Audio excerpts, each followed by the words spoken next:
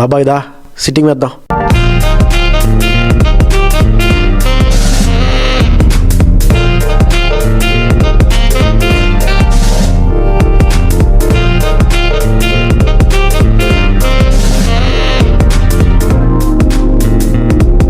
This is Vizag Fun Talks. It's not a podcast, it's a fun cast.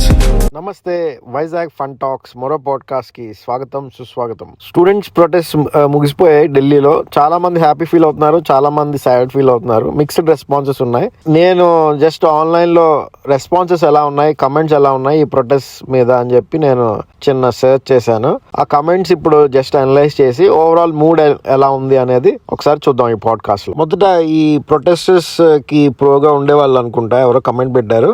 We are just plain angry with corruption. Leaks is just an outburst. Blames here whatever. This protest cannot be done. ఈ comment ప్రకారం internal గా కూడా చాలా unrest ఉంది.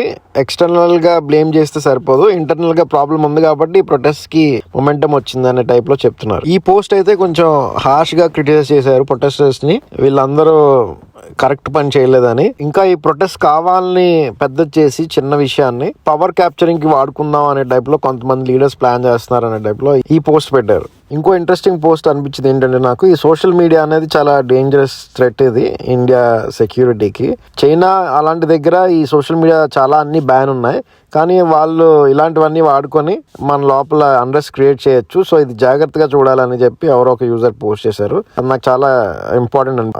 Social media నిజంగానే ఉన్నది లేనిది కొంచెం హైప్ చేసి సబ్ కాన్షియస్ ని రిపీటెడ్ గా హిట్ చేసి నందిని పందిని నంది చేయొచ్చు అనేది నా ఫీలింగ్. ఈ పోస్ట్ ఆ డేంజర్స్ ని హైలైట్ చేసిందని నా ఫీలింగ్. ఇంకా దీంతో నేను ఏకీభవిస్తున్నాను. ఇంకో పోస్ట్ అయితే ఈ దీప్ కే మెయిన్ పర్సన్ అనుకుంటా, అతను మాబ్ అటాక్ ఇన్స్టిగేట్ చేశారు పార్లమెంట్ ఆఫ్ ఇండియా మీద.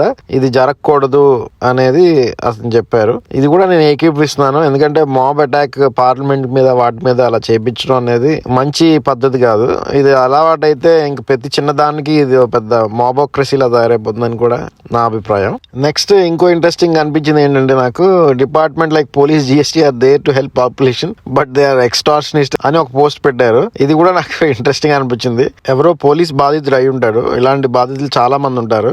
అలాంటి వాళ్ళు ఫ్రస్ట్రేషన్ లో తప్పలేదు. ఎందుకంటే కొంతమంది డొమెస్టిక్ వైలెన్స్ కేసులో, ప్రాపర్టీ కేసులో, ఇలాంటి వాటిలో డెఫినెట్ గా కొంచెం పోలీసులు ఎక్స్టార్షనిస్ట్ బిహేవియర్ ఉన్నట్టు అనిపిస్తూ ఉంటుంది. సో ఆ బాధితుల్లో ఒకడు అయి ఉంటాడు. ఈ ఫ్రస్ట్రేషన్ లో అది కూడా యాడ్ చేయండి బాబు అనే టైప్ లో పెట్టినట్టున్నాడు. ఇంకో ఇంట్రెస్టింగ్ పోస్ట్ ఏంటంటే, అసలైన ప్రొటెస్ట్ చేయాలంటే యాక్చువల్ గా రిజర్వేషన్స్ ముగించాలని చెయ్యాలి అని చెప్పి పోస్ట్ పెట్టారు ఎవరో. ఇది నేను కూడా ఏకీపిస్తాను. మీరు కూడా చూసే వాళ్ళు ఎంతమంది ఇది ఏకీపిస్తారు అనేది కమెంట్స్ లో పెట్టండి. రిజర్వేషన్స్ ఖతం చేస్తే మొత్తం మెరిట్ అది కరెక్ట్ గా వచ్చేటట్టు చూస్తే ఎడ్యుకేషన్ సిస్టమ్ వన్ డేలో బాగుపడిపోతుందని నా ఫీలింగ్. ఇంకా ఫైనల్ గా నా ఐ క్యాచ్ చేసిన పోస్ట్ ఏంటంటే, ఇదంతా మొత్తం ఏం ప్రూవ్ చేస్తుంది అంటే మోడీ డిక్టేటర్ కాదని ప్రూవ్ చేస్తుందని పోస్ట్ పెట్టారు ఎవరో.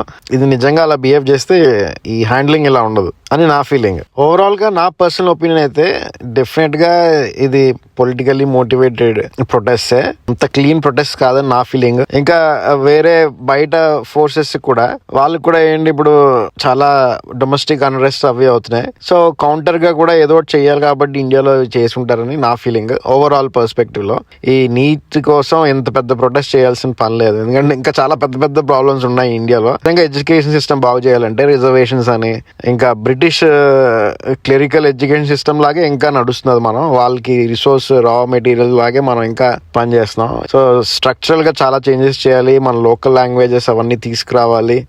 టెక్నికల్ గా టెర్మినాలజీ అంతా మన లోకల్ లాంగ్వేజ్ లో అడాప్ట్ చేసి బోల్డ్ ఇంప్రూవ్మెంట్ చేయాలి. కాన్ఫిడెన్స్ బిల్డప్ చేయాలి స్టూడెంట్స్ లో. అంటే క్లాస్ రూమ్ లోనే కాకుండా ఆంటర్‌ప్రెన్యూర్‌షిప్ మైండ్ సెట్ బిల్డ్ చేయాలి. ఇలాంటివి చాలా ఉన్నాయి. అలాంటివన్నీ వదిలేసి ఈ నీట్ ఎగ్జామ్ ఇది లేకపోతే ఇంక ప్రపంచమే లేదన్న డెప్లో చేశారంటే నా గట్ ఫీలింగ్ ఏంటంటే కంపల్సరీ వెస్టెడ్ ఇంట్రెస్ట్ తోనే చేసిన ప్రొటెస్ట్ అని నా ఫీలింగ్. అది ఈ పాడ్కాస్ట్. మళ్ళీ వచ్చే పాడ్కాస్ట్ లో వేరే ఇంట్రెస్టింగ్ టాపిక్ తో కలుద్దాం. అప్పటి వరకు సెలవు. నమస్తే.